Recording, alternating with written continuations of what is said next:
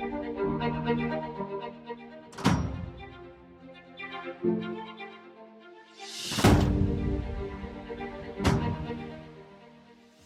tout le monde et bienvenue sur Histoire G. Aujourd'hui c'est une vidéo un peu particulière puisqu'on va faire le premier top sur la chaîne. On va voir quelles sont les raisons du surnom du tsar Ivan le Terrible. Mais avant que la vidéo ne commence et si jamais mon contenu vous plaît, n'hésitez pas à vous abonner à la chaîne et à activer la cloche des notifications pour ne louper aucune des prochaines vidéos. On est parti.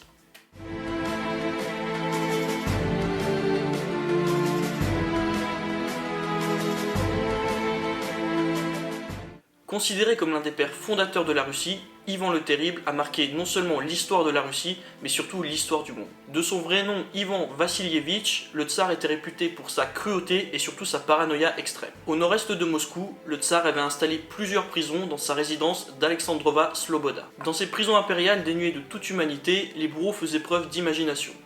Coups de fouet, empalement ou encore supplices avec des aiguilles étaient le quotidien des prisonniers. Mais malgré tout ça, Ivan le Terrible voulait toujours aller plus loin dans la cruauté. Un beau matin, alors qu'il se lève, il trouve un nouveau supplice. Il décide de remplir deux immenses marmites, l'une d'eau bouillante et l'une d'eau froide. Le but est simple, plonger le malheureux ou la malheureuse dans l'un puis dans l'autre, afin que toute sa peau parte en lambeaux. En 1581, il va même plus loin et décide de torturer par pur plaisir son médecin personnel. Il l'attacha sur une broche et le fit rôtir vif. Toujours lors de cette même année, il enferme des moines dans une petite cour arborée par une grande muraille. Il leur donne à chacun un chapelet et un pieu et va lâcher dans cette même cour un ours complètement affamé. Aucun des moines ne survivra. Il était également coutume pour Ivan de faire d'atroces chantages à ses prisonniers. Il aimait souvent ordonner à des fils de tuer leur père pour obtenir la liberté. Une fois que le fils assassinait son père, ce dernier était condamné pour parricide.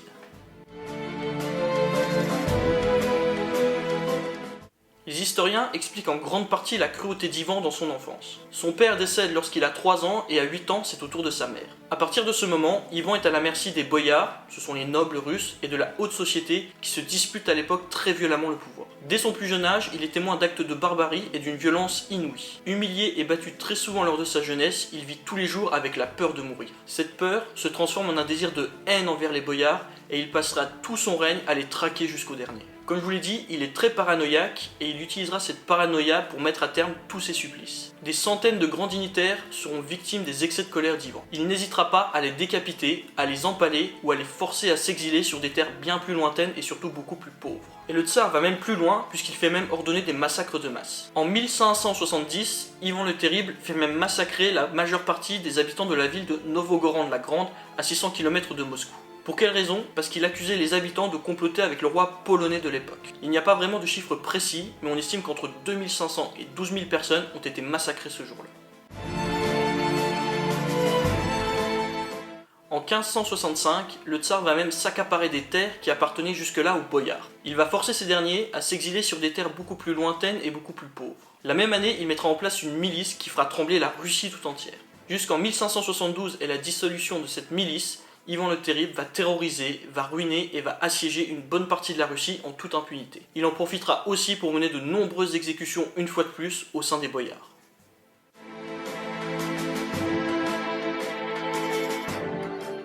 Avec tous les éléments que je vous ai cités avant, on peut légitimement penser que Ivan le Terrible n'accordait jamais son pardon. Et c'est en partie faux. Dans de très rares cas, le tsar a accordé son pardon. Mais la cruauté, vous vous en doutez bien, n'était jamais bien loin et il ne fallait jamais prendre son pardon pour acquis. Ivan le Terrible était quelqu'un qui n'oubliait jamais les trahisons et les coups bas qu'on pouvait lui faire. Sa vengeance pouvait arriver plusieurs années après, même si le pardon avait été accordé. C'est exactement ce qui arriva à son cousin Vladimir Andreevitch. En 1553, Andreevitch conspira contre Ivan alors que celui-ci était malade et jugé perdu. Manque de chance pour Andreevitch, Ivan le Terrible se remettra de cette maladie. Et près de 16 ans plus tard, à la mort de la tsarine Marie, Ivan décide de se venger envers son cousin. Il accusera ce dernier d'avoir empoisonné la tsarine et il condamnera Andreevitch ainsi que son épouse et ses enfants à avaler le même poison qui aurait fait succomber la tsarine.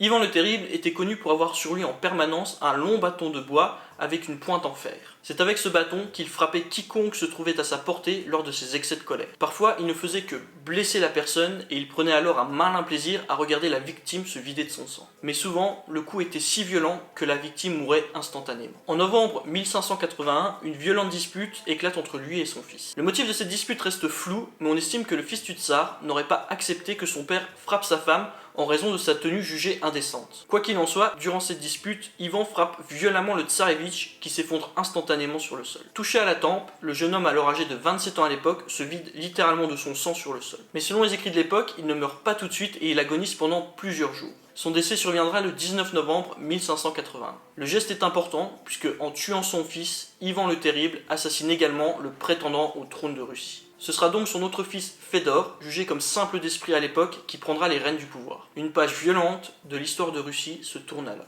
Vous l'aurez donc vu, Ivan le Terrible était loin d'être un personnage sympathique. Cependant, pour beaucoup d'historiens, il est quand même considéré comme l'un des pères fondateurs de la Russie, comme je l'ai dit au début de la vidéo, et il est surtout celui qui a unifié la Russie telle qu'on la connaît aujourd'hui. Puisque avant son arrivée au pouvoir, la Russie, un peu comme l'Italie, était un ensemble de plusieurs empires qui n'étaient pas du tout unifiés. Malgré tous ces actes de barbarie, Ivan le Terrible a aujourd'hui posé les bases de la Russie moderne telle qu'on la connaît aujourd'hui.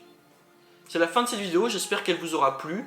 Si c'est le cas, comme je vous l'ai dit au début, n'hésitez pas à vous abonner à la chaîne, à liker et à la partager sur tous vos réseaux sociaux. Je vous mets mon site ainsi que tous mes réseaux sociaux dans la description et moi je vous dis à très vite pour une nouvelle vidéo. Salut!